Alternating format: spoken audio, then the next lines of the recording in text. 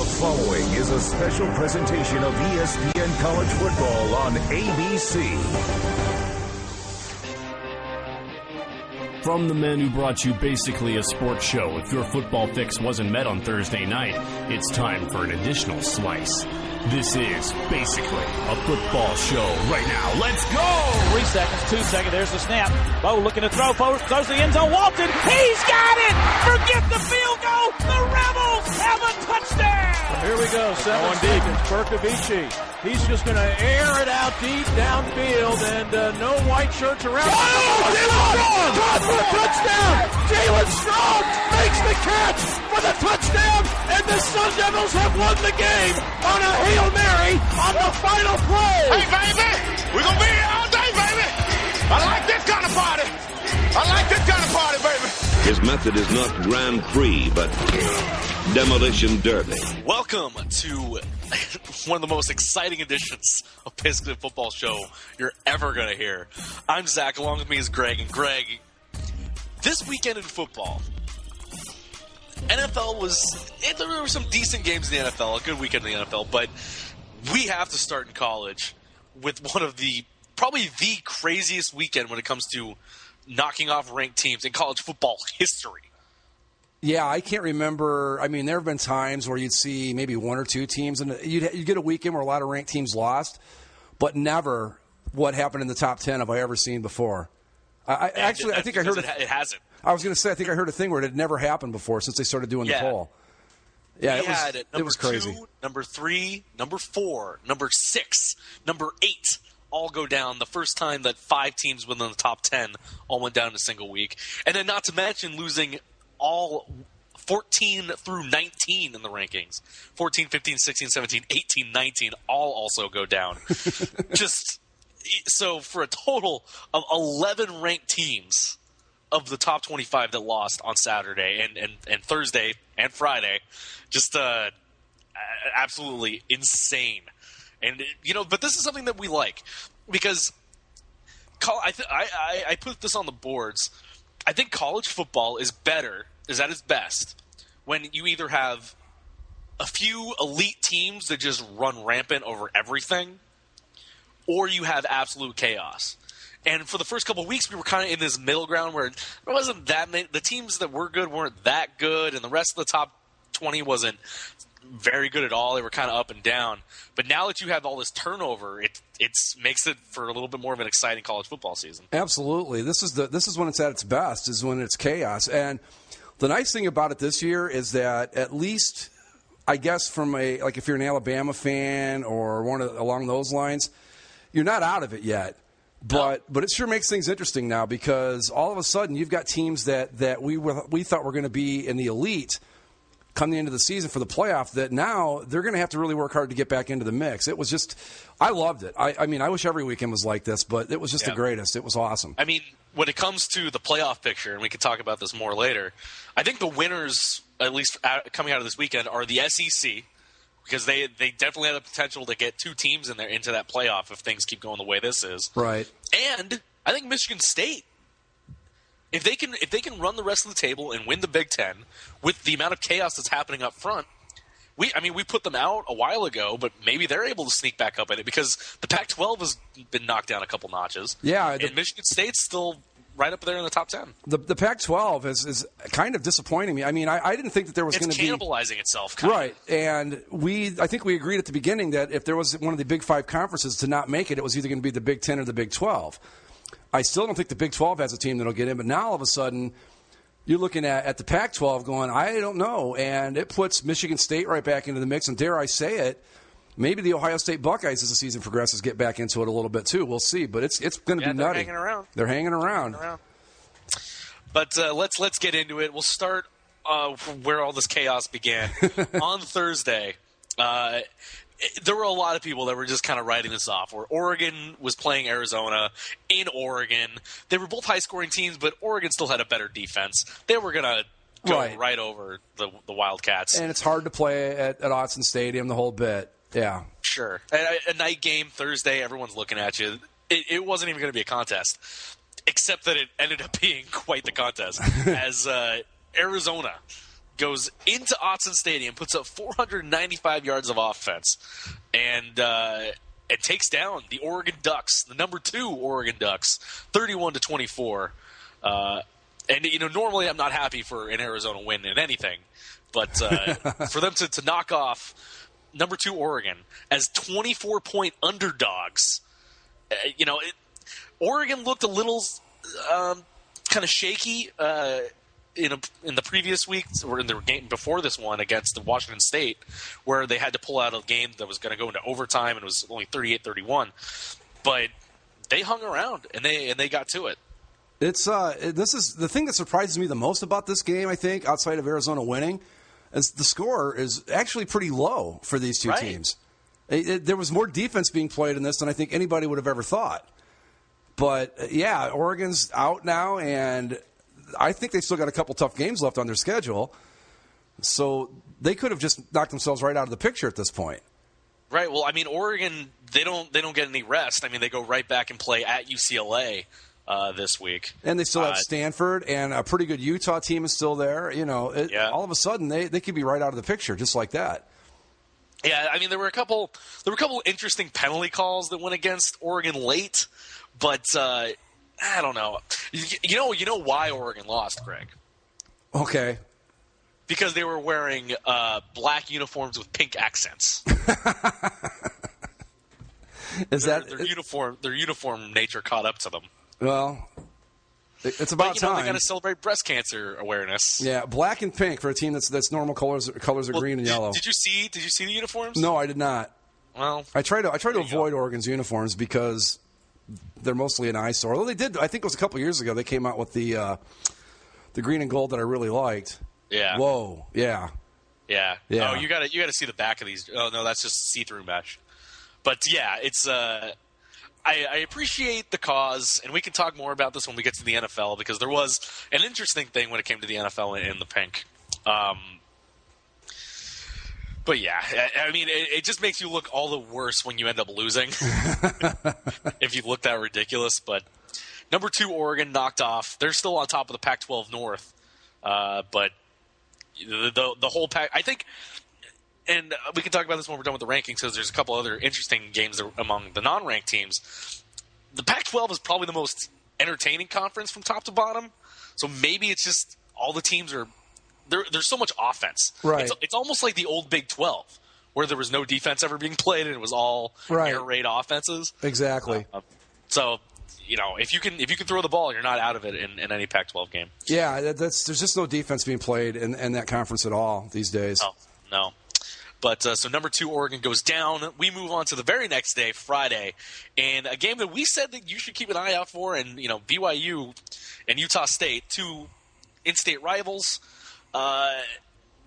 BYU at home goes down 35-20 to Utah State. Now, the interesting thing with this is, for the 3rd straight season, the starting quarterback for either of the 2 teams got injured. 2 years ago, it was BYU quarterback Taysom Hill. He got injured against Utah State, and Utah State ended up winning the game. Last year, it was Chase Keenum, or Chucky Keaton, sorry. Chucky Keaton, right. Who got injured last year, and BYU ended up the victors. Then we go into this year, and Chucky Keaton gets injured again. Taysom Hill gets injured again, but Taysom Hill out for the rest of the year. And on a night where Jim McMahon's number 9 jersey was being retired by the BYU Cougars. Really? Yeah, Utah State goes in and upsets number 18, 35-20. Well, this was one, like you said, this was one we said to watch, because Utah State can score a lot of points, but I didn't expect them. I mean, this wasn't just a win; it wasn't just an upset. It was kind of a blowout. I mean, they really didn't have a lot of trouble. Now, a lot of times you can say, well, it's a starting quarterback thing and all that, but Utah State is not a bad team, and I'm just a little surprised that BYU lost by as much as they did. Then again, those all-blue uniforms probably didn't help matters either. No, I mean, and it really was just the 2 starting quarterbacks got injured, and BYU's sub came in and threw 3 interceptions. Yeah. And that's not going to get you anywhere. Especially, I mean, it's an in-state rivalry, and, Well, these Utah teams, there's the triumvirate of Utah, Utah State, BYU, but they all have a different rivalry amongst themselves, whether it's the Mormons versus the Unsullied or whatever you want to call it. But they have some intense games. I mean, you're taking out quarterbacks left and right. Well, and the interesting thing about this too is that Utah State came into this. Chucky Keaton was already out for the season, so they were down to their number 2 quarterback already. Yeah, and it's just this is one I wish I could have seen because I like watching Brigham Young. I like watching these games because they're usually. You might not see the highest quality of football, but it's always very entertaining. And like you said, these Utah teams, man, they just beat up on each other, and it's pretty cool. But I'm not surprised so much that Utah State won, but I am a little bit surprised that they won so easily. Yeah. We'll move on to Saturday, and we'll start with the number 1 team in the land, just to get that out of the way.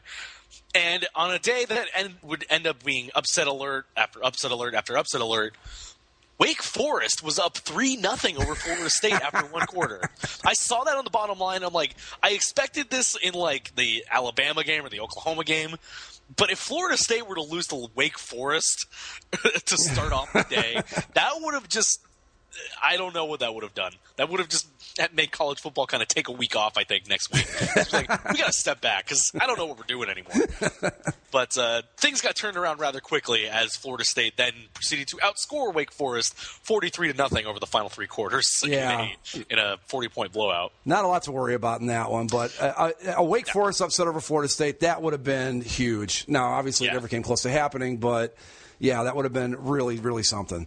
Yeah, but this is the 3rd week in a row where Florida State's had a slow start, so something to look for with the Seminoles if they end up playing say Notre Dame in a couple weeks or any of the other ACC challenges that they probably won't face because they already beat Clemson. I think I've been saying it all along. I just don't see these guys. Yes, they're ranked number 1, but I don't see a team that I think is good enough to beat a few of the teams behind them. They're number 1, right? And mostly now because they're left and everybody else kind of beat up on each other. But I'm not entirely sold on Florida State this year. So it'll be interesting to see once playoff time comes how they're going to fare because I don't think they're as good as their record or their ranking would indicate. Yeah. And their lead in first place votes has shrunken considerably over the weeks going by. Yeah. So they're number 1 default as they're the returning national champs, and they haven't lost a game yet. Right. I mean, they're there because no one's beaten them yet. But I think that they're not the best team in the country. No, I think even the voters that are voting for them at number 1 would probably tell you they don't think they're the best team either. But there's that mindset that when you come in, if you've won the national championship, you come in and you're number 1 until somebody knocks you off, which is, I guess, one way of looking at it. But, you've got to take into account what you're seeing on the field every week, too. And on the field, this team does not look like the best team in the country. No, definitely not. Let's move on to the gauntlet that was oh my God! There was a lot of these games all happening at once, and teams were just going down left and right. But we'll start down in Oxford, Mississippi, where game day made its first ever visit to the campus of Ole Miss. Katy Perry was on game day. Did you see any of that? I saw some video from it. I don't understand why she was there. Because her manager is an Ole Miss alum. Okay. And her manager, I guess, said eventually, like, you've never been to a college football game? We're going to get you to go to one. And that was 10 years ago, I guess. And now that they were on tour and they were happened to be by and she's famous and ESPN called her, they went to this game. Okay. So it was, she was there in her – she was wearing a carpet as a jersey. I know. And then she had the, like, red bun thing. Like, I can't even describe it. And then there was, like, a point where she was throwing corn dogs all over the place. Yeah, and then from my understanding, too, she went out and got pretty drunk that night. And yeah, I saw some of the videos of that. Yeah. I still don't – I understand – I don't understand why she was there. I mean, she really has literally – Because they have these celebrity pickers every week. Yeah, and, but like, I guess they couldn't find anyone else from Mississippi. You know who's from Mississippi that probably would have done a good job? Or I think he still lives there. Is Morgan Freeman? Yeah, he owns like a jazz bar. I would have taken him a lot more seriously, but anyway, I mean, of course. I mean, she was picking teams based on their uniform colors, and because the quarterback was cute, and like. She set women on TV back a few decades. Well, picking because of the uniforms, that's something that, that's a girl after our heart right there. But I don't know. But anyway. But she didn't know a damn thing about college football. But anyway, to the game itself, holy cow, what a game this was. Ole Miss, both teams were kind of feeling each other out. It was kind of like a boxing match early on. Ole Miss ends the first quarter with a 3-0 lead. And then in the second quarter, Ole Miss just got some bad luck. Alabama scored a touchdown to go up 7-3, and on the ensuing, I think the first play after the kickoff, Alabama got a huge break where the Alabama defender went and stripped the ball and returned it for a touchdown. But on replay, you could see that there was a clear face mask that turned the Ole Miss player, loosened the football. Alabama goes back for the touchdown. And it's 14-3, and it's a quick swing, and maybe things start turning in Alabama's favor. But give credit to Ole Miss. They hung around. They go into the fourth quarter and score 13 points to get that come-from-behind victory. And Alabama gets the ball with plenty of time left. And they go down, and they get one Hail Mary into the end zone, intercepted by Ole Miss. And the Ole Miss Rebels, 5-0, 2-0 in the SEC. They knock off number 3 Alabama. I think it's their first ever win against a top 5 team at home, and they get the victory and they move up all the way to number 3 in the rankings. Well, the thing about Ole Miss is that every season they're ranked, and every season they're kind of like the Cardinals in the NFL used to be. Is this the year they're going to? And every year they'd come in ranked, and then they would end up losing a game they shouldn't have lost. And they fall right back out again. This year, they came in ranked, and they finally, I think, took the step they needed to take by beating Alabama. They might just be for real this time around. And Nick Saban has a tenuous relationship with kickers. He probably has an even worse one now. Their field goal kicker went 1 for 3 on Saturday, and Alabama is 5 for 16 on field goals, and it's past 5 losses. I heard this brought up on one of the podcasts I was listening to. Don't you think that Alabama being Alabama, that they should have the best field goal kicker in the country? But, it's one of those things that it's a position that some guys will just overlook. Yeah, but... And, it's like, we don't need a kicker. We're going to score a bunch of points. What does it matter? But then when you get in a tight game like this, then all of a sudden the kicker's a big deal. Mm-hmm.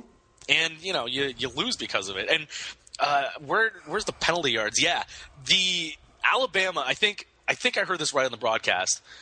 In Nick Saban's tenure as the Alabama head football coach, there has never been a game where Alabama had more penalty yards than its opposition. And they did in this game. 8 penalties for 52 yards to Ole Miss's 3 penalties for 25 yards.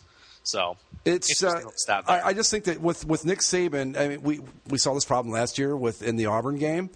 Kicking hurt them a lot, and you would just think that, okay, maybe he does think we're going to score a lot of points, but I think history has proven at this point there are going to be times, even if you're the Alabama Crimson Tide, where you're going to need a good kicker.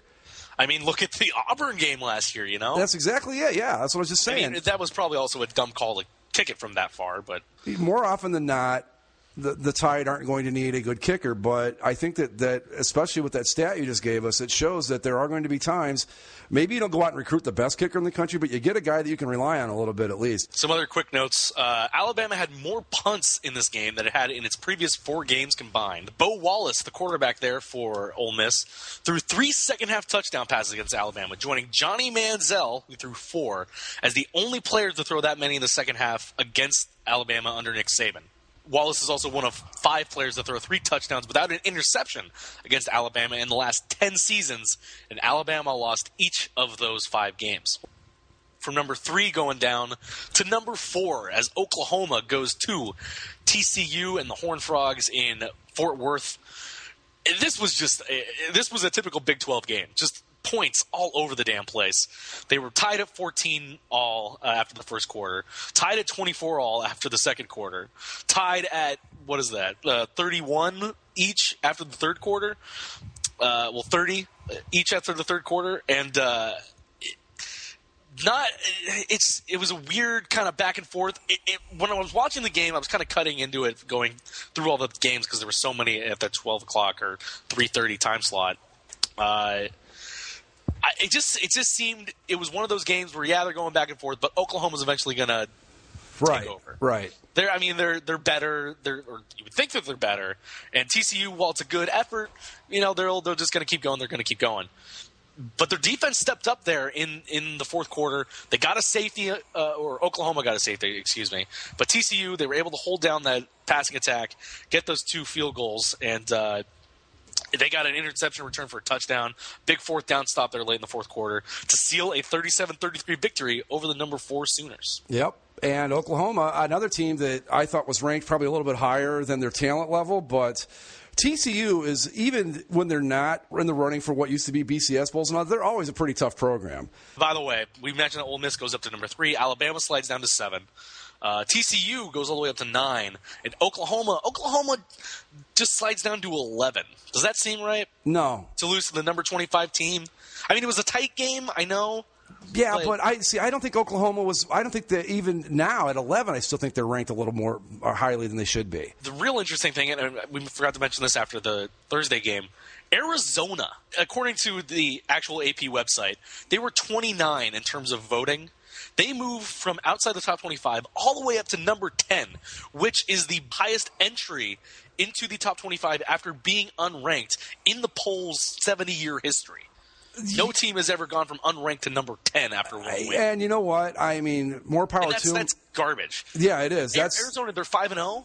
They are not the number 10 team in the country. No. I'm sorry. I mean, they beat Oregon in Oregon, but come on. I mean, to go from unranked to number 10, that's absurd. I could see if they make it up into, say, in the 17 on downrange, but to go all the way to 10th, based on one win, and especially beating an Oregon team that had trouble with Washington State last week, I'm sorry, but that's just an Arizona overreaction. Had to pull out a tight game against University of Texas San Antonio. Exactly. What the hell is that? No, Arizona's my new UCLA, by the way.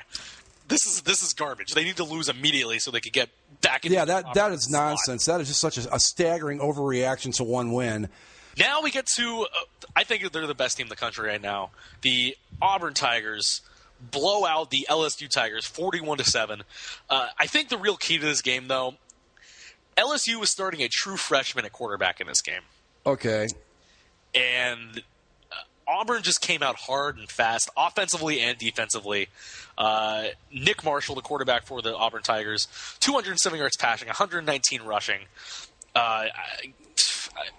LSU switched quarterbacks a couple times in the game. They only managed 8 completions the entire game. Ouch. Auburn scored on its first 4 possessions to lead 31-7 at the half and just bowled over LSU at Auburn.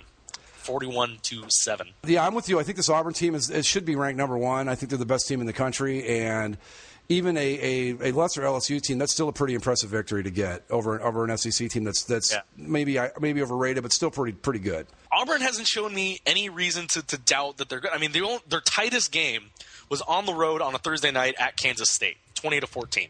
I mean, I'm just looking at their schedule. Holy crap, what a gauntlet they have. They go to Mississippi State this week. Then they host South Carolina, who loses inexplicably to Kentucky. Come on, South Carolina. It's not inexplicable at all. They're the poor man's Clemson. Come on. And then the week after they go to Ole Miss. Then they host Texas A&M, go to Georgia, host Samford, and finish up on the road at Alabama. If they can run that gauntlet and come out undefeated, then they should be number 1. If they can run that gauntlet, they should just get the national title right then and there. They shouldn't have to go through the playoff because all that is more opportunities for them to be just banged up, beat up, and lose. So there's 7 games left in their season, only 2 of which are against unranked teams currently. Right. And 3 of those games are top 10 teams. With their schedule being what it is, I think even if they come out of it with 1 loss, you still got to take a real hard look at them as a playoff team. Oh, sure. Sure. Yeah. If they can go through just with 1 loss, and whether it's to Mississippi State this week or Ole Miss or even Alabama, it'll be a good loss no matter what. I don't see them losing to South Carolina or Samford. This conference is brutal. It's just brutal. It's as simple as that. I don't know that of all the years of the SEC's dominance over the past few years, I don't know if they've ever been this good top to bottom as they are right now. At least compared to the rest of college football. Right, exactly. We'll stay in the SEC for our next game as Texas A&M. They were number 6. They went on the road to Starkville and number 12 Mississippi State. And Texas A&M was never really in this game from the beginning. Mississippi State just passes all over the Texas Aggies. Texas A&M makes it a little bit closer at the end, but 41-30 or 48-31, the final score with Mississippi State, the Bulldogs knocking off the Aggies. I don't know if this was just Texas A&M having a bad day or just Mississippi State is a heck of a lot better than anyone gave them credit for. I mean, they were number 12. They move all the way up to number 3 in the rankings. And this is interesting. In the rankings, Mississippi State and Ole Miss are actually tied yep. spot in the poll, each with the same number of vote points. Mississippi State getting 2 first-place votes, though, so they're technically ahead of Ole Miss. But what a time to be a football fan in the state of Mississippi.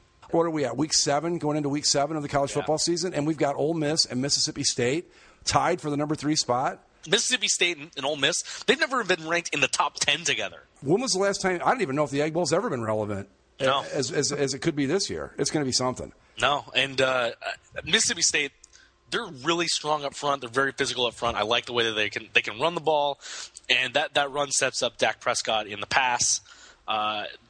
They're a dual threat on offense.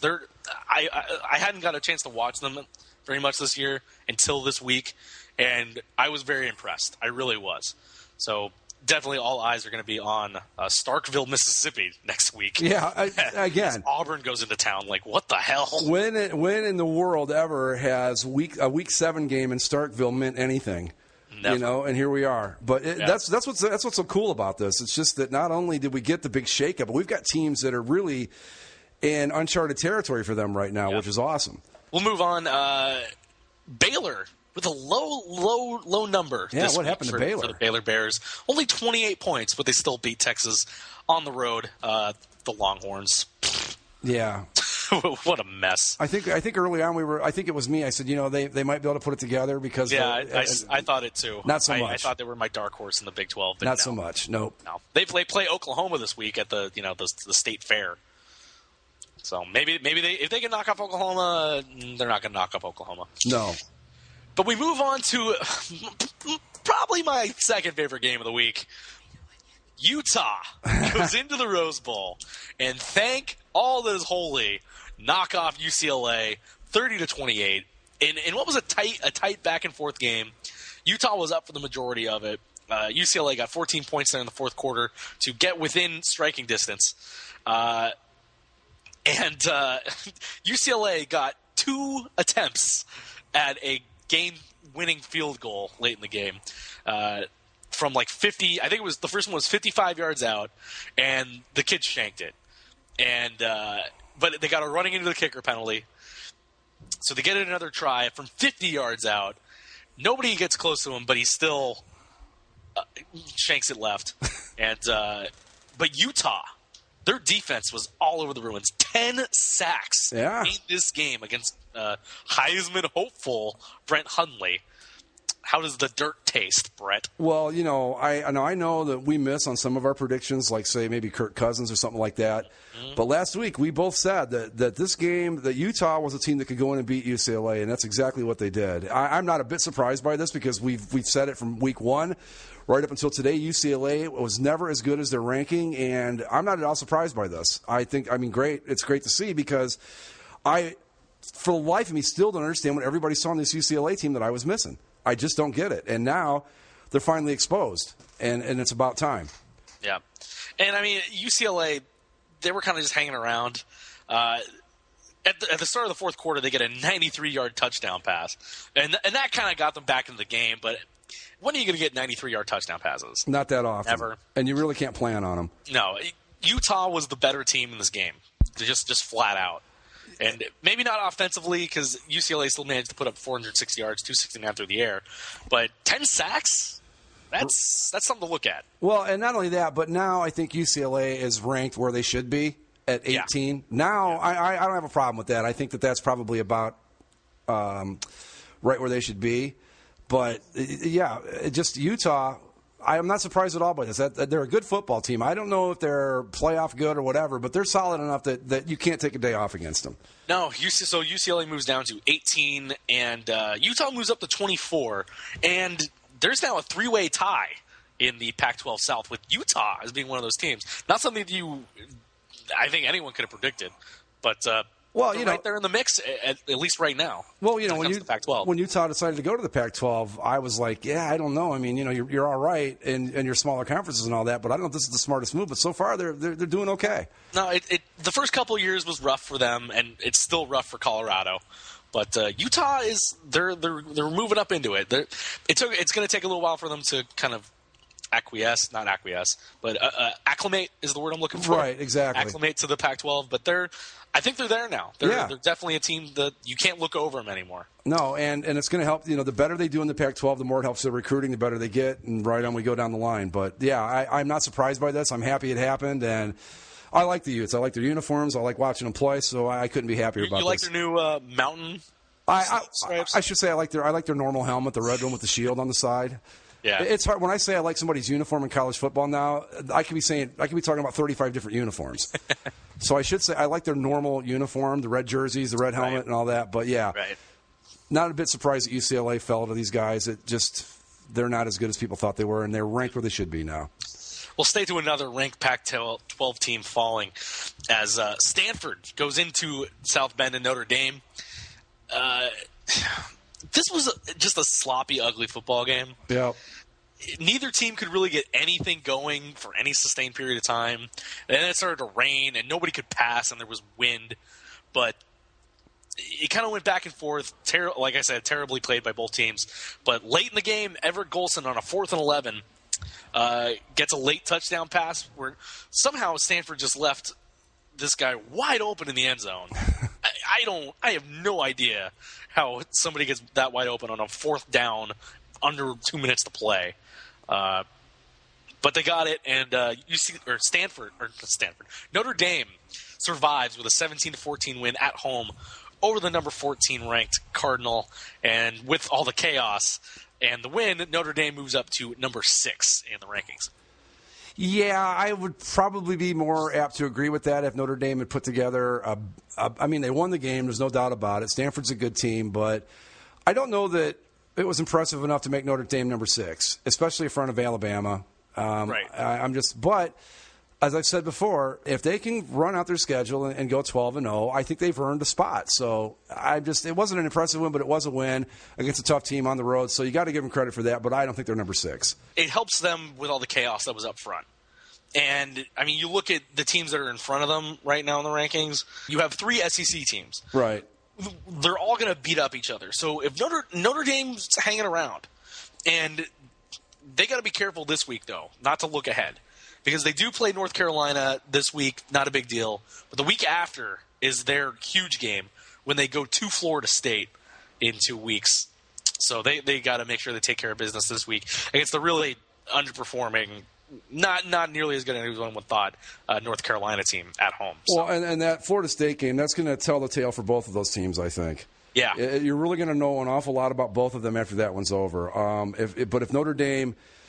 I don't know. I'm just not so sure that I have a lot of faith in them going into Tallahassee and beating the Seminoles. But they've been really sloppy, right? In Everett Golson, he put up 241 yards, but he threw a late a bad interception. He fumbled the ball when they were driving again. It's just him and Brian Kelly don't always look like they're on the same page either. Yeah, when you're watching the games, they're kind of always talking and trying to figure out what's going on, but I don't know. Well, I'm looking at their resume right now. Really, no, they haven't beat anyone. They really don't have any really impressive wins on there. No. Okay, back in week 2, maybe shutting out Michigan seemed like a big deal, but now it's they only got by Syracuse by 16, and that was a home game for them. They beat up on Purdue a little bit, but there's nothing on here that stands out and goes, yeah, they're a dominant football team. They're winning, and that's fine in most sports, but in college football, you got to have some style points to go with that, and they just don't have a lot right now. Yeah.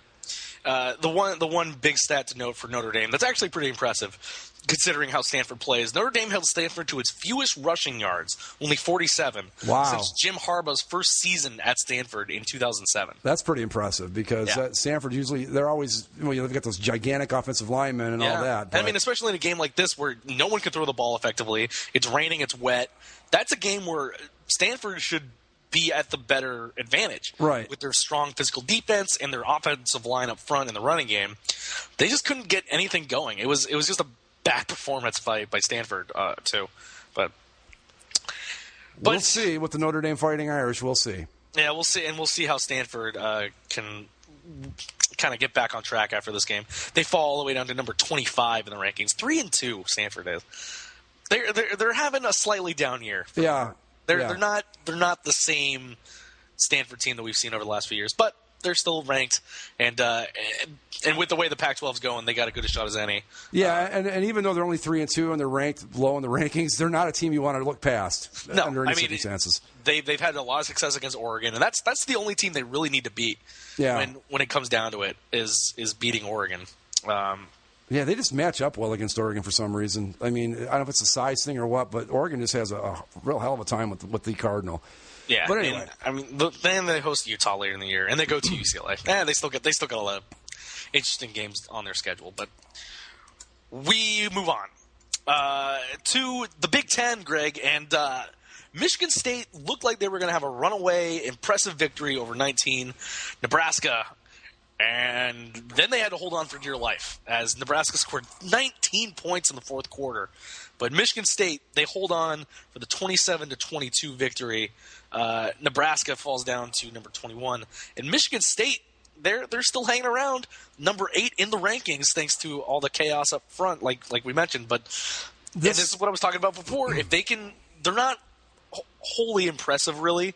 But if they can just keep winning their games and things keep kind of happening the way they're happening in front of them, they've got as good a shot as anybody else to get in the playoff. Well, the thing with this game, what troubles me is I don't think that Nebraska is as a good. I think they're an okay team.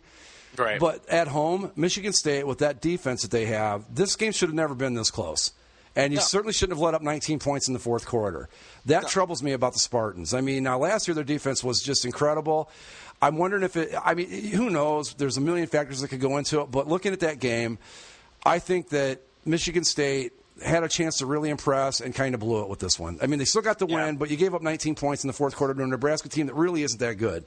And that would trouble me a little bit if I'm voting in the polls or looking at it from a playoff standpoint. But you know, they're winning their games, and that's what counts. And they see everything that happens earlier in the day because they're the night game, and so they should know that. I mean, if they get an impressive victory, like if they didn't have to hold them by 19, if they win by 19 or 20, right? Maybe that would have given them enough to go over fellow one-loss team Alabama. But they're still ahead of TCU and Arizona when it comes to undefeated teams. But they were right there. They had an opportunity, and they kind of squandered it. Exactly. I mean, looking at their schedule, I mean, I think that right now probably the most impressive one they have is against Miami of Florida. But they beat up on Illinois, who's not very good. And it's just like I said, they had a chance to really make a good impression here, and you like you just described it, they squandered it. They could have been a lot better off, but I think when playoff time comes, people are going to look back at this game, and maybe others as we go on the road, and they're going to look at that and go, I'm not so sure about these guys. So we'll see. Yeah, and I mean they've had a bunch of blowout wins, and then that Oregon game where it was a late comeback there by the Ducks. So right. They got to learn to just close out some of these games. Exactly. Really kind of put the hammer down. I mean, I don't know what happened. They shut out Nebraska in the first half. They gave up only 3 in the third quarter, and they let 19 up in the fourth. You just can't have that. Not if you're going to be a contender. And looking at their schedule, the only game that they have to worry about really is the Ohio State game. And Ohio State's looking better and better by the week, but we'll talk about that in a second. We'll move it on down the rankings again. Georgia with a big win over Vanderbilt. And then we mentioned it earlier, but Wisconsin, as we get into those middle rankings that ended up losing a lot of games. Wisconsin on the road loses to Northwestern. Really? Well, and their Big Ten opener, Wisconsin loses to Northwestern? Northwestern runs the spread offense, which can give anybody trouble. But they scored 20 points. Yeah, I know. What I was going to say is Wisconsin, I think that there are a lot of teams that get ranked on reputation every year, and I think Wisconsin is one of those. They aren't number 17 good even at what they were last week. I don't know where they fell to this week or if they even fell out of the rankings for that matter. But they did. They dropped out this week. Yep. But I'm not at all surprised by this because I've seen them and I'm looking at them going, they're just not much here to be impressed by. They look good against certain Big Ten teams and all that, but they're just not a very good team. And they have a great running back, Melvin Gordon. 27 carries, 259 yards. Yeah. He scored 5 touchdowns, I think, 2 weeks ago in a game. So they can run the ball, but, I mean, if you get 259 yards from your running back and you're still losing on the road like that, right.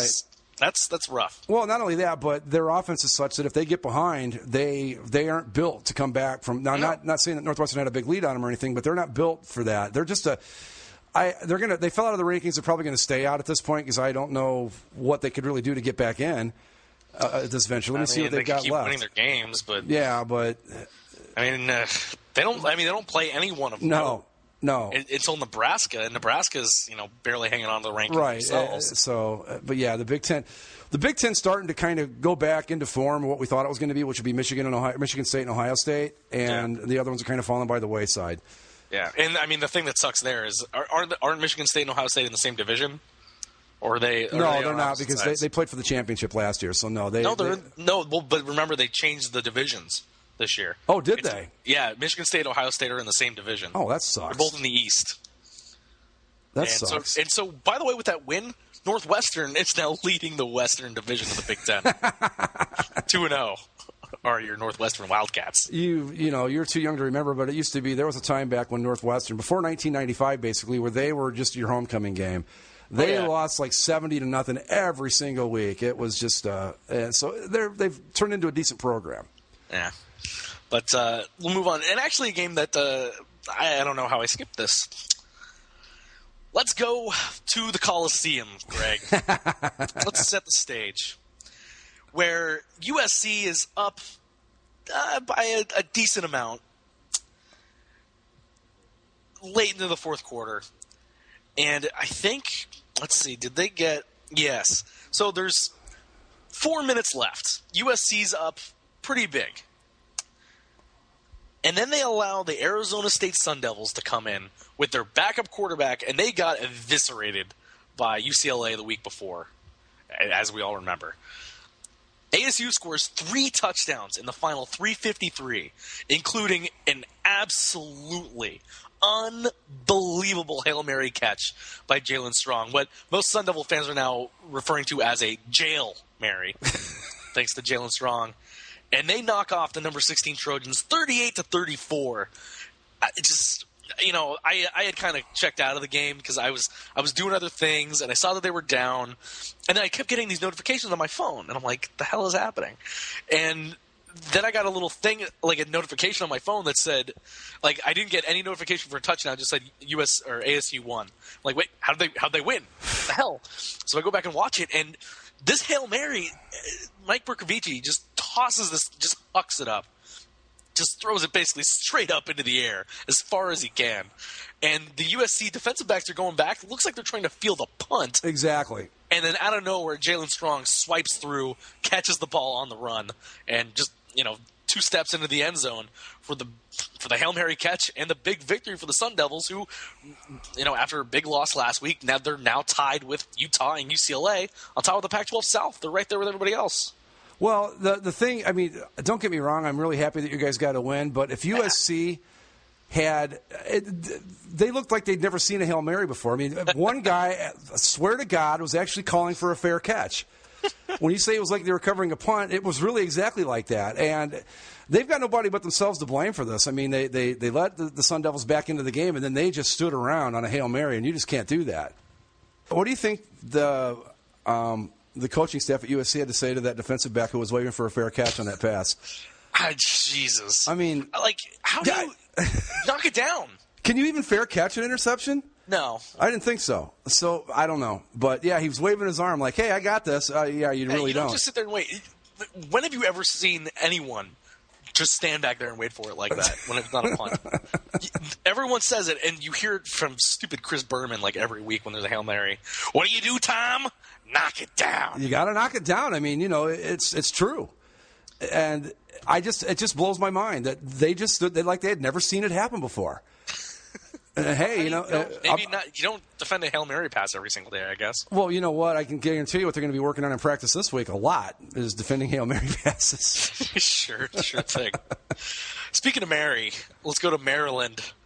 as your Ohio State Buckeyes. As I predicted, had little trouble with the Maryland Terrapins. Yep, JT Barrett looks like he's moved into a comfortable position there as the starting quarterback for your Buckeyes in a 52-24 beating of Maryland in Ohio State's Big Ten opener. I was never that worried about Barrett because Braxton Miller, great player and all that, but not the best passer. And I thought if Barrett can come in and pass a little bit better, they'll be okay. The thing that still troubles me is the defense. Now, granted, I don't know. I just don't know that. I mean, Maryland's not bad. They're 4-2, but I just don't like the defense with this Ohio State team. And yeah, they got by a Maryland team, but they've had a lot of problems on defense, and I just don't see that being solved yet. But it's good. They're moving back into where they should be, and they're back in play for the Big Ten. And who knows, they might even end up competing for a playoff spot before it's all said and done.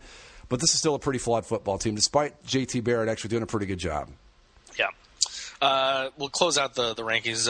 Oklahoma State with a decent win over Iowa State, 37-20. East Carolina still chugging along. They're 4-1. That's a good football team, that East Carolina team. They're a decent football team. If we had an 8-team playoff, I'd throw them in the 8th spot. Absolutely. Why I the would hell too. not? Yeah. Why the hell not?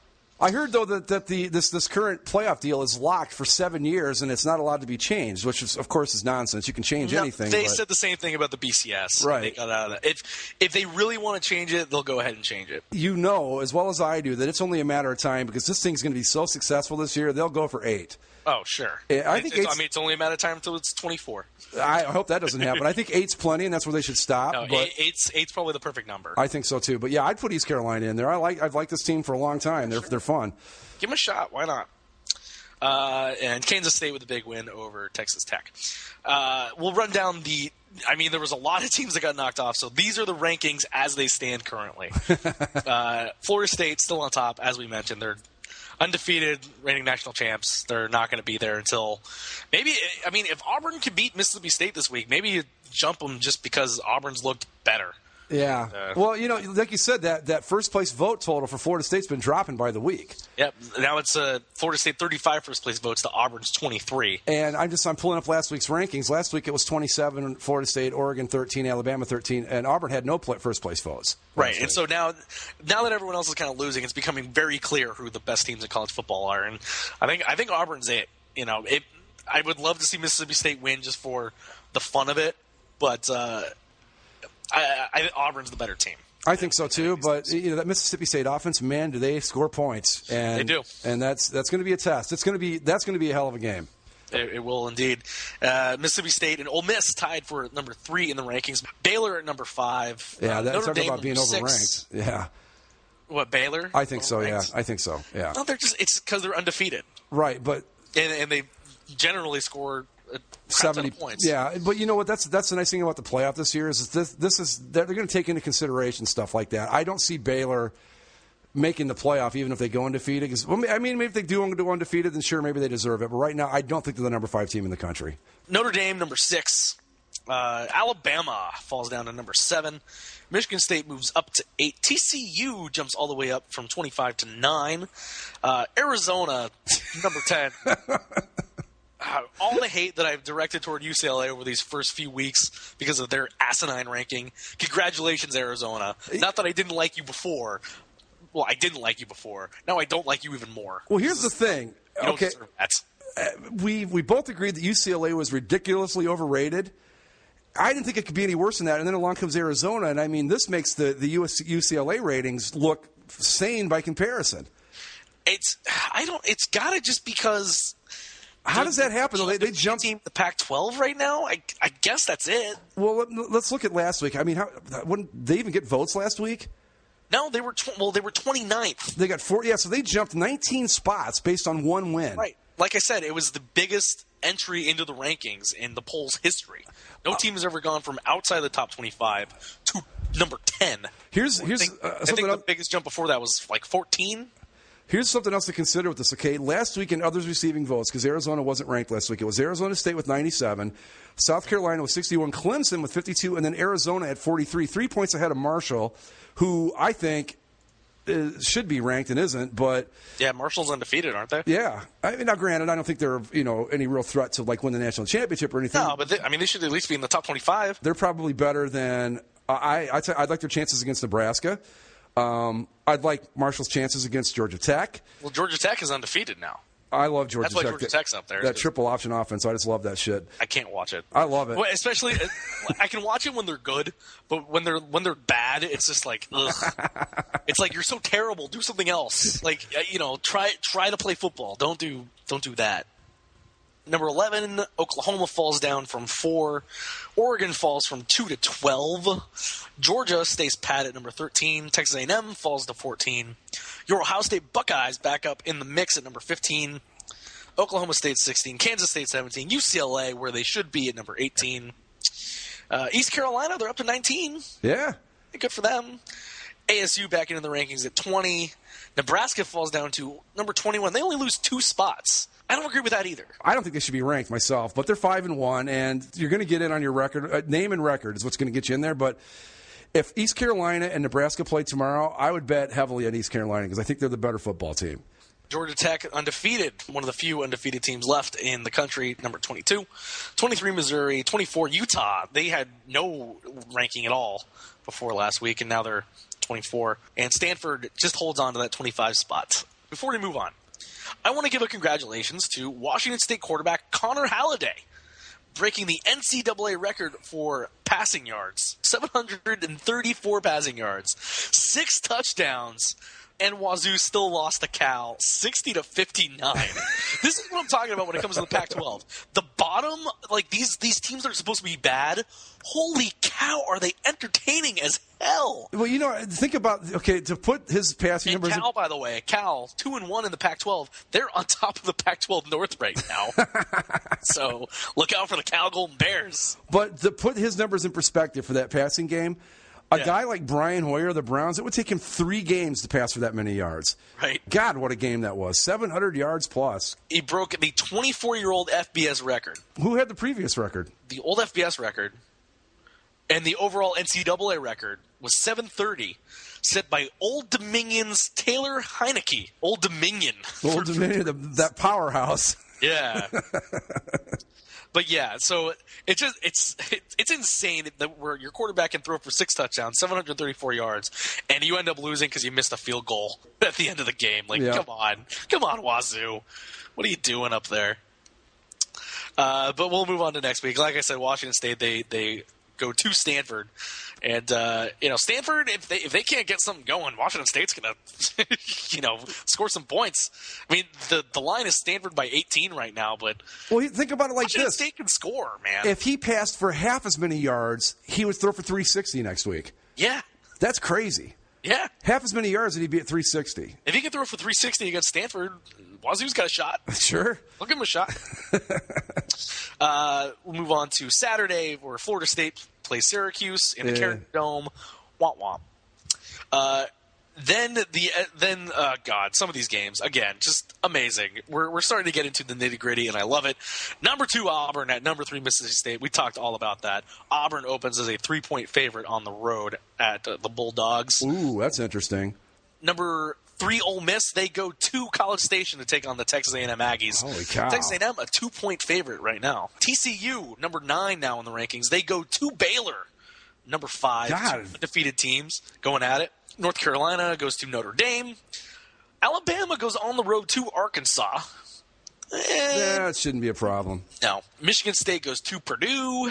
Texas, Oklahoma at the Cotton Bowl for their yearly Red River rivalry. Yeah. They're probably going to wear those stupid gold logos and crap again. Because they give it a golden cowboy hat, because why the hell not? Then another interesting game here. We got Oregon and UCLA in the Rose Bowl. Oregon opens as a 3-point favorite on the road against the Bruins. Number 13, Georgia on the road at number 23, Missouri. That might be a pretty good game. This is the game of the weekend, Greg. Our Duke Blue Devils. Yeah, I saw this. 0-1 in the ACC. They lost their ACC opener to Miami, Florida. They go on the road to face undefeated number 22 Georgia Tech. Blue Devils. I'm liking our Blue Devils in that one. Looking at 5-1. Yeah. Record. Hey, go Duke. USC goes on the road to Tucson, Arizona next week to take on the Wildcats. USC opens as a 3-point favorite on the road in Tucson, despite being, Arizona being okay. Let's back up a second. How in the hell can you be a home underdog and be ranked number 10 in the country? Beats me, man. They are. That was your insane, bonkers, off the wall weekend in college football.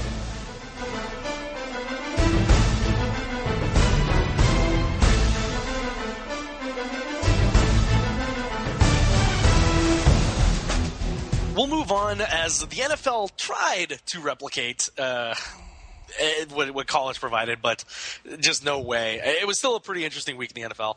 But let's start on Thursday real quick. We'll get your Green Bay Packers out of the way, Greg.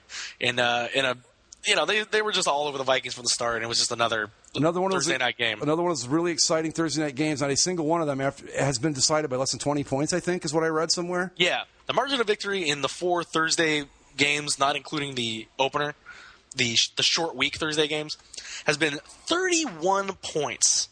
And just for comparison, in all other NFL games this season, the average margin of victory is 12. That tells the tale right there. Well, yeah, and so everyone's rightly called that these games have been crappy.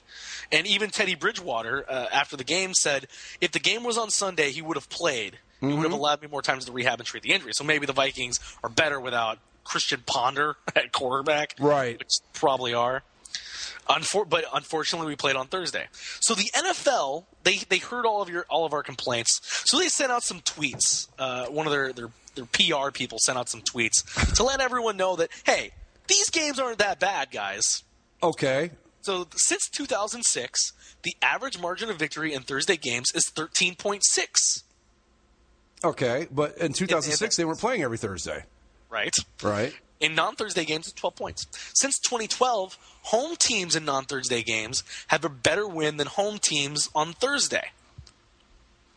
So they're saying home teams on Sunday have better win percentage than home teams on Thursday, saying that road teams are coming in and they're beating the home teams. That's exciting, right?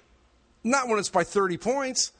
There's nothing exciting about a 30-point blowout. I mean, even as a Packers fan, I was like, okay, this is fun. I turned it off at halftime and went on and did something else. Despite all of our complaints about it, something to be pointed out, that Thursday game, the Viking-Packers game, drew nearly twice as many viewers as both baseball playoff games that night combined. Oh, I'm not surprised at all. Not at all surprised. They can try to spin it however they want there at the NFL offices. These games are not good. No. They're just not good at all. No, but it's good for you as your Packers move on to 2-0 at home and 3-2 overall. Starting to look a little bit better. Better. As my employee Aaron Rodgers stated, it's a long season. Relax. Just 5 letters, guys. RELAX. Now, normally I'm not big on him talking to his boss that way, but I'll let it slide this time because he had a good point. But we'll move on to Sunday, and we'll start with some of the early games. We'll start with my Indianapolis Colts as really a tight game, not the most well-played game, but hey, they were able to not let Joe Flacco chuck it downfield several times. I mean, literally there were a couple times where like he just started scrambling. I'm like, oh no, he's just going to throw it deep. And he threw it deep, and it's like, oh, he's throwing it deep. Torrey Smith is under it. I'm like, of course Torrey Smith is under it. Who else would be under it? It's only Torrey Smith. Well, luckily there were 2 safeties behind him, so they did their job. Well, either him or it would be Steve Smith because I hadn't played Steve Smith all year in my fantasy team until I played him this week, and of course he did absolutely nothing. Right. Owen Dangles was the leading receiver for the Ravens on this day. 5 receptions, 30 yards. Of course he was. Of course he was. But Andrew Luck had another very good day at the office. 32 of 49, 312. Only 1 touchdown pass. But they hold on. 10 points from the Ravens there in the fourth quarter, but the Colts hold on for a 20-13 win, and they're fine. The Colts are okay. Well, speaking of Andrew Luck, I'm going to say this every chance I get. To those of you who's back, was it 2 years ago, were like, Colin Kaepernick, we'd rather have him than Andrew Luck? Really? No. Really? No, you I mean, of all the new guys, would you still rather have RG3? He looks great in those commercials. You don't know where the hell he is other than that, though. Mm-hmm. If the Colts had any semblance of a running game and a little bit better defense, they'd be undefeated. Yeah. Andrew Luck makes just everything work. It's amazing how good he can be. Well, just think though, if he had a running game where you couldn't defend the pass as tightly as you do where they would be. You're right. And even then, the Colts play action pass still works pretty well because Andrew Luck's just a master at running it. Now the Colts did turn the ball over 4 times, but they still won. Right, but the running game, I rag on it, but it was at least slightly effective. They were able to hold on to the ball and control the clock. But Ahmad Bradshaw went 15 rushes for 68 yards, and that was our leading rusher. How did our guy Trent Richardson do this week? How did Trent Richardson do? Let's look real quick. I'm going to say it was 13 rushes for 17 yards. Trent Richardson, 9 carries for 37 yards. Hey, that's over 4 yards a carry. Yeah. He had one run of 14 yards. So. Oh, okay. Well, that kind of kills the whole yards per carry thing then. Yeah. But yeah, they're fine. They're cruising along. They're just going to be A-okay, everybody. Don't you worry about the Indianapolis Colts. Yeah, we're past the quarter mark of the season now. Now things are starting to, I think, kind of straighten out, and we're kind of seeing who's what. Right, and some of these teams, it takes a minute to kind of get yourself acclimated. Well, it's I said it a couple times already. If some of these losses that we've seen in the first 2 weeks had happened in week 9 or 10, I don't think anybody would make a big deal out of them. It's just that when they take place, and we all overreact to the first month of the season. It's just the way it is. Yeah, and so they actually go into the Thursday night game against Houston. Both teams 3-2, as we'll talk about the Texans here in a minute.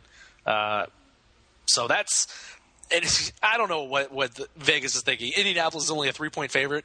They need to set these Thursday lines to like 14 points at the least. Either side, I don't care who it is, because that's just how this thing works. Where is this game? Is it in Indy or in Houston? In Houston. God, this is going to sound crazy. I think this could actually be a good game. I think. But then again, it'd probably be 42-17, whoever wins. We'll see. We'll see what happens. Probably one of the more interesting results earlier in the day was the Bears and the Panthers. Now, the Bears went up early, 14-7, and they were up 21-14 at half. And then in the second half, Jay Cutler just kind of, I don't know. He lost his composure, threw a couple interceptions there, 2 interceptions that he gave the Panthers a short field, and Cam Newton a couple touchdowns to Greg Olsen. They were able to overcome and beat the Bears in Charlotte 31-24. Let's go back a week with Jay Cutler. I don't know if it was last week or the week before when they played the Packers. Yeah. Same exact thing. Had a pretty good first half, came out in the second half, threw 3 interceptions, and that was that. And now he does it again against the Panthers. I'm going to rescind my original. This Bears team could be a playoff team. This is not a good football team.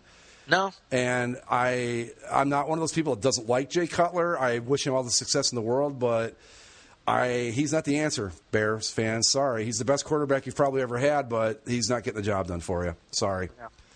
Yeah. Where to go? I had a little note here. The Bears have been outscored 34-3 in the second half in the last 2 weeks. Right. Exactly. That's my point. I don't know what happens at halftime. Maybe Jim Trustman's not giving, or Mark Trustman's not giving out the best halftime speeches. I don't know what. But the Bears 3 turnovers in the fourth quarter, which all led to all the Panthers' points there in the fourth quarter. Right. It's just the Bears were passing a lot short, and Cutler only went 1 of 5 on passes thrown 15 yards downfield. Both of his interceptions came on long passes too. So, going back to your Colts for a second, rare is the week in the NFL where you're going to turn the ball over 4 times and still win the football game. Right. That is such an anomaly. And just, the Bears have been outscored 30, whatever it was, to 3 because they're handing the ball over constantly in the second half the past 2 games. Yep. 4 turnovers for the Bears in this game. So, yeah. But the Panthers, they're back on track too. And, thanks to I think we're kind of flipping on which of these divisions is the worst in football. I'm going to put the NFC South up there for nomination as one of the worst divisions of football at this point in time. Because, yeah. God, we'll talk more about them in a second. But Jesus. But we'll move on to another one of your teams, Greg. As it looked like your irrational confidence for the Titans was going to pay off, at least after the first half. Of course it was. The Titans were up 28-10 at half. Of course they're going to show up and be my irrational confidence Titans the one week I don't want them to, which is against the Browns, yeah. The Browns were down 25 points. Yes. But the Browns set a record for straight-up comeback and an NFL record for a road comeback as they rally from 25 points down to beat the Titans in Nashville 29-28. Brian Hoyer, 292, 3 touchdowns. What a day for your Cleveland Browns, Greg. This is normally the kind of stuff that happens to them. They're normally on the other end of this kind of comeback. Mm-hmm. It was great to see. I tell you, I still don't think they're a good team, but they try hard, and they're not going to be an easy out for anybody. I don't think they're a serious playoff threat or anything, but I like the way they're playing football this year. I didn't think that Mike Pettin was the right choice as coach, But so far, so good. They're, again, not good, but they've been competitive in every game. I think they said that every one of their games has been decided by, 3 points or whatever it is. But I like the way they're playing football. And right now, I can't see a reason in the world to even consider putting Johnny Manziel in as quarterback. And when Josh Gordon comes back, who knows? If they can hang tough until then, who knows? The Rams and the Eagles. And the Eagles, they were up early. Strong defensive and special teams play by the Eagles. And they had to hold on late as the Rams started to make some comeback there in the fourth quarter. Yeah. 14 points in the fourth. But the Eagles hold on for a 34-28 win. Austin Davis, quarterback for the Rams, 375, 3 touchdowns. No kidding. Yeah, so good day for him, but not enough to overcome the Eagles.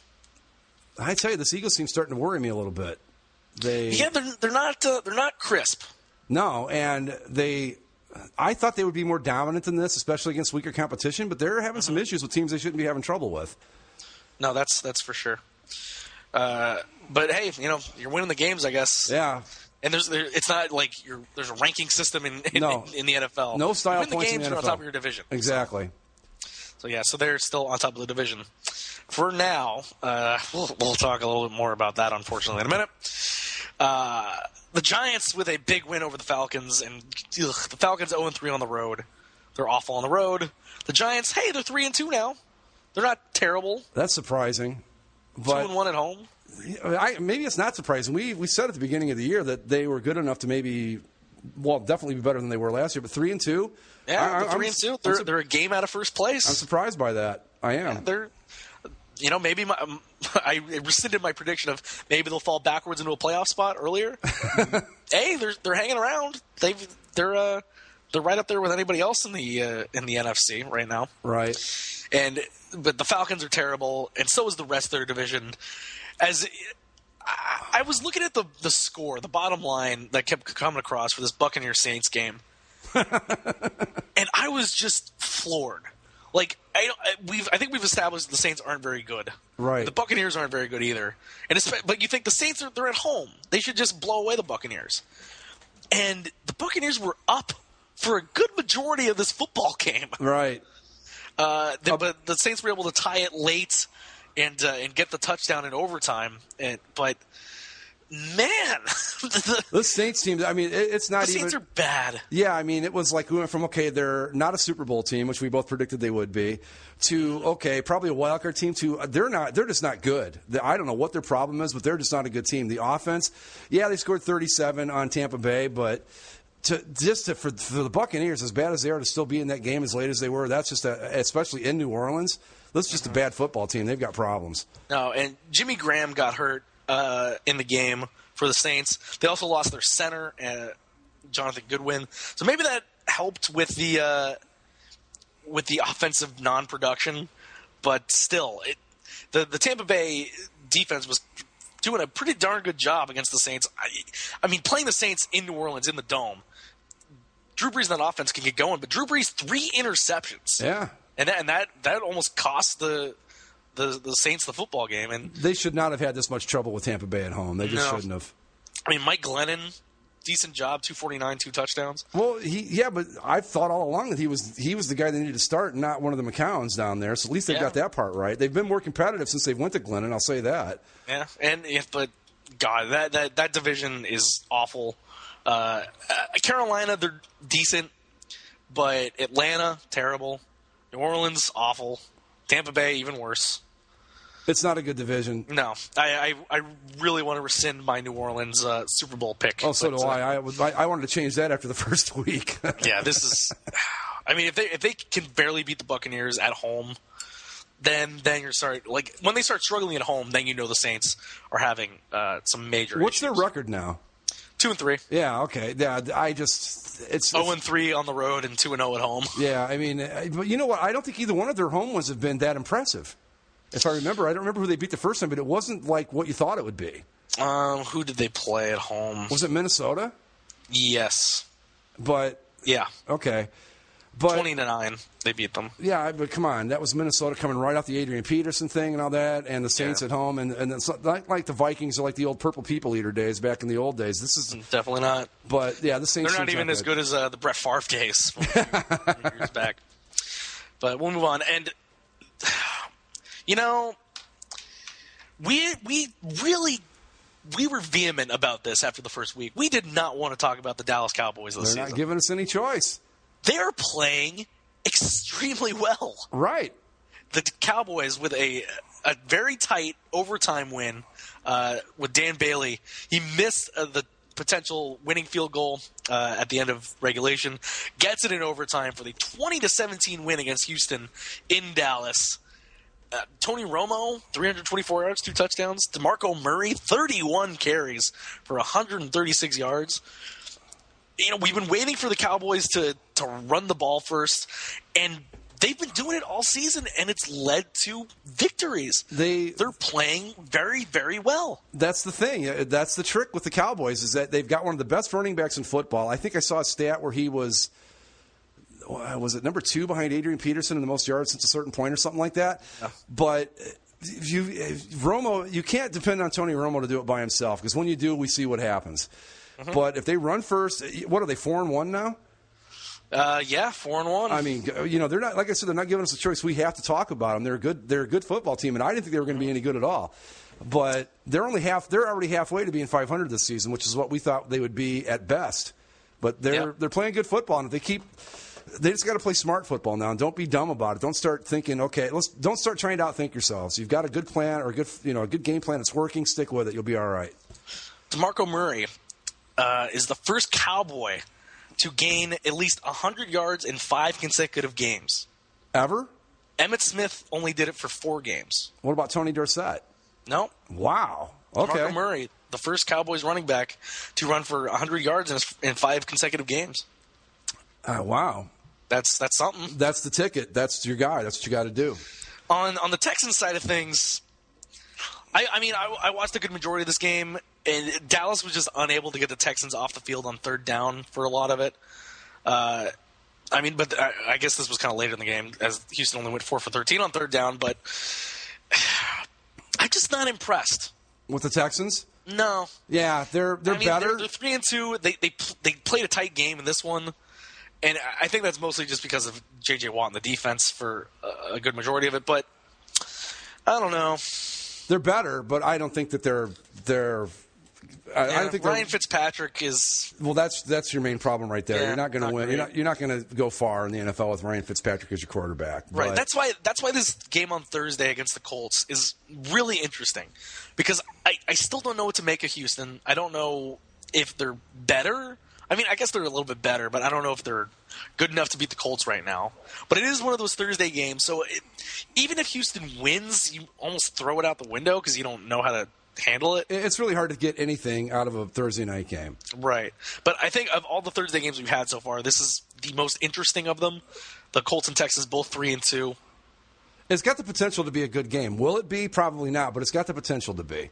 Yeah, but I'm with you. I think the Texans they're definitely improved from last year.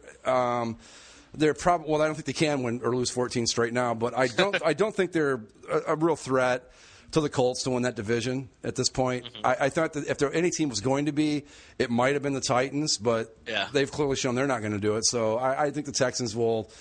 They're probably an 8-win team, I would say. Yeah. The other thing to come out of this game is look, Cowboys fans. You need to step up and buy some damn football tickets. Did you see this game? Yeah, I did. When I was watching it, when it was Houston did something, and the cheers, I'm like, I thought this was in Dallas. I mean, that's how bad it was. Yeah. No, here's some pictures of it. And, I mean, we saw it against the 49ers week 1 where the crowd was red. And you think with Houston, like, okay, Houston's close, but they're not a big traveling fan base. It damn near looked like that 49ers game. There was so much red in the stands. Right. And even Dallas, and even Tony Romo finally called out the fans. Said, I was a little surprised by the number of Houston fans. Today we played on the road. We had to go to a silent count. That was the first time I had to do that throughout the game at home. Well, that's the thing. We need to do a better job as a team, as a fan base, to make sure how big of a difference playing at home is. I think going forward, I'm going to press the issue. We might just need to tighten up selling our tickets. That's the thing. Like I said, when I was watching that game, Houston did something, and the crowd was so loud. I took a second. I said, "Is this in Houston?" Yeah. I mean, I really thought it was because it looked like a Houston crowd, and the shots that you saw, and that's surprising in Dallas. I mean, just that would have. I mean, it used to be the other way around. The Cowboys, if they were on the road, especially like in Arizona, it was like a home game for them. Not anymore. And even if this game was in Houston, you'd probably have more Cowboys fans there.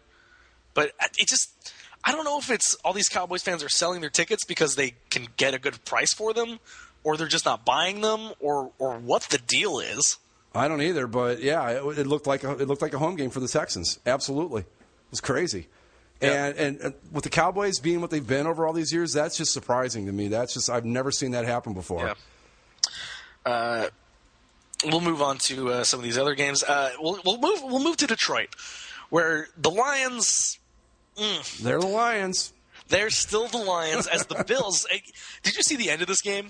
Yes. With the trading of missed field goals. So the Bills go down. They have an opportunity to win the game on a field goal. Oh, they miss. But, hey, they missed from such a far distance back to the Lions had a short field. So they get a short field. They move up just 20 yards or so. And the Lions, they get a shot to win this game. And they miss the field goal. So then you come back down with the Bills and Kyle Orton leading the charge. And the Bills finally get the field goal to go through as time expires. And the Buffalo Bills circle the wagons. The Buffalo Bills tied for first place in the AFC East currently with a 17-14 win in Detroit. All I got to say about this game is this to the Detroit Lions. You lost a home game to a team that was quarterbacked by Kyle Orton. That's all needs to be said about that. That we talked about it with Detroit for the past 2 seasons now. Their problem is they don't win the games they're supposed to win, and this is one of those games. This is a game they had to win because these are the teams you're supposed to beat. Buffalo, what are they, 3-2 now? 3-2. I don't think it's a good 3-2. I don't want to call it lucky, but it's not a 3-2 where you go, yeah, this team's got a shot at making the playoffs. Mm-hmm. Detroit's got to win this game if they're going to be legitimate in the NFC North. And nope, they couldn't do it. No, the Lions kickers this season, Nate Freese and Alex Henry have been their 2 kickers so far this season. 4 of 12 kicking field goals, including 0 for 3 by Henry on Sunday.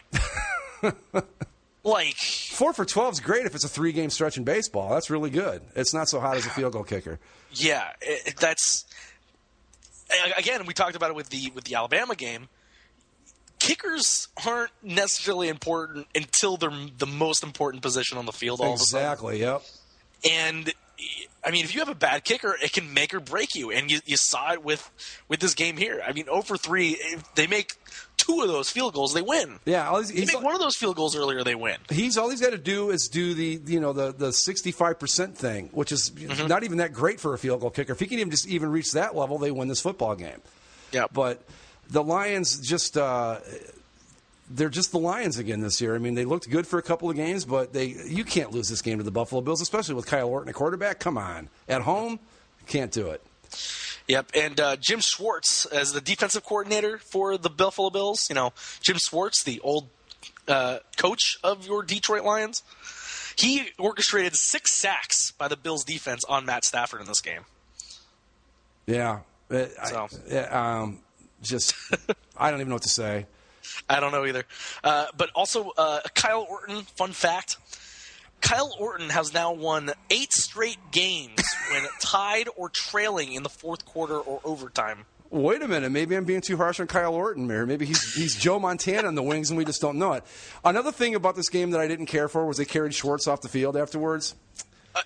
Supposedly, I heard a rumor, I don't know if it's true or not, supposedly Jim Schwartz asked the team to do that. Oh, for God's sakes. It was bad enough on its own. I don't know how true or not that is. It was just something I heard. Could be incorrect. But, I mean, if that's the case, that's a real douche move on his part. It really is. But, yeah. With Kyle Orton winning these games, are we done with E.J. Manuel, do you think? I don't know. We'll see. I mean, looking at it, who would you rather have at this point, E.J. Manuel or Kyle Orton? Honestly, when you think Kyle Orton, I guess. Yeah, probably Orton, just because he's got the experience. The Steelers, they were pretty close to losing to another bad Florida team. Yeah, this is another one I really missed the boat on with the Steelers. They're not good either. No, they pulled it out.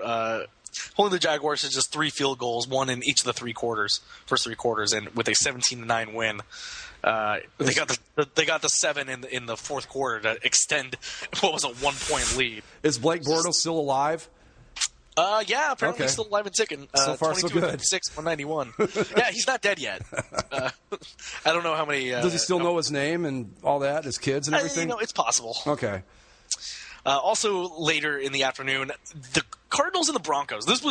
It started off as a really good game, pretty close by both sides, but late in the second quarter, as it looks like the teams are just going to go into halftime, Peyton Manning hits Demaryius Thomas for a 76-yard touchdown pass, and that just swung the game right in the Broncos' favor, and they rolled in the second half for a 41-20 win at home over Arizona, handing the Cardinals their first loss. I didn't think the Cardinals would win this game. I thought they might keep it closer, but when he hit that touchdown pass, I was like, "This is it. Forget it." So I'm not going to write off the Cardinals because of this loss, but God damn, is Peyton Manning good? Yeah, 568 yards of offense, 479 and 4 touchdowns on this day, and he also threw his 500th touchdown pass in this game. Only the second quarterback to do that. I think he's 16 or so behind Brett Favre right now. Yeah, he'll probably break that in the next couple of weeks. No, not 16, probably like the next month or so, but he'll probably be the NFL touchdown leader by the end of the season. Yeah, I'll definitely. I think that is. I don't know what the number is. He's probably going to be around to get to 600. I would think. That'll be tight, but I think he'll get there. I really do. Maybe. It just blows my mind. I mean, he's just amazing. More impressive because of the age he is at this point, that he's still able to do the stuff he does. He's still effective. Exactly. So that's all you could ask for. And what was probably the most entertaining game there of the later games, Chiefs 49ers, a really tight kind of back and forth game. But the 49ers able to pull it out late in the fourth quarter with a 22-17 win, and Colin Kaepernick beats his old battery mate, Alex Smith. Alex Smith threw an interception in that fourth quarter that was as dumb as it was crippling to their chances in that game. Yeah, the one turnover for the Chiefs in the game. I still think the 49ers aren't that good. I think the Chiefs are decent. The 49ers, again, had a hell of a time with a team they should have beaten pretty easily if they're the Super Bowl contenders everybody thinks they're supposed to be. But with the win and with Arizona losing, now San Francisco is they're a half game behind the Cardinals and Seahawks in the NFC West. Yeah. They're 3-2. Both the Cardinals and Seahawks are 3-1. I'm still not sold on the 49ers. They're still getting excited about scoring 10 points in the second half. That's not good. And then the last of the late afternoon games, the Chargers with a 31-0 drubbing of the Jets. Michael Vick played the whole entire second half there for the Jets. But they still said that they're starting Geno Smith next week again. So I don't know what they're doing. If they're not trying to win now, then just say that. The San Diego team looks pretty good. I mean, the Jets were the first team to be shut out this year, which with their offense isn't terribly surprising, but San Diego, I think, is the real deal. I think they're going to be a tough team to contend with throughout the rest of the season. Yeah, the Chargers are on a roll here. And when do they play the Broncos? They're tied with Indy, or not Indy, Denver. When do they play each other? They play each other in Week 8 in Denver. Oh, and that's a Thursday night game, too. Oh, God. Well, see, there you go. You can't really take anything away from it. No. That sucks. It does. That's going to be a big game. It's when a it comes huge to the game. AFC West. Yeah, and they're both going to be probably 6-1 at that point. Yeah, and you're throwing it away on a Thursday night. I mean, you don't get huge ratings. That's great, but it's not going to be quality football. No, I guess you can only hope that both teams are really healthy going into it, or they both have blowout wins the week before, so that they're fine. I guess I don't know. Yeah, and that's good. That's a shame. No. But we'll move on to the Sunday night game, and this is kind of what we all expected. The demise of the New England Patriots, and specifically Tom Brady, greatly exaggerated. Yeah. If you heard Bill Belichick all week, people were asking him, what's going on with Tom Brady? What's going on? He's like, well, we're preparing for Cincinnati. He gave that same answer at least 12 times in one press conference. There were people out there that really thought that and still believe that they're gonna sit Brady down for Jimmy Garoppolo. Please. Are they? I mean, are you out of your minds? We talked about it like a week or two ago. Tom Brady, even at this point in his career, is still probably the third best option in the NFL. Fourth, somewhere in there. Come on. Stop with that nonsense. Yeah, that's just idiotic. Yeah, but Tom Brady, 23 of 35, 292, 2 touchdowns. Rob Gronkowski, welcome back to the NFL. Yeah, no kidding. 6 receptions, 100 yards, and a TD. And the running game for the Patriots was really effective also. Stephon Ridley, 27 rushing yards, 113 or 27 carries, 113 yards and a touchdown. And the Bengals, this is something that some of the Bengals fans have pointed out. It was just kind of a perfect storm against them because for whatever reason the Bengals aren't great when it comes to Sunday night games in primetime.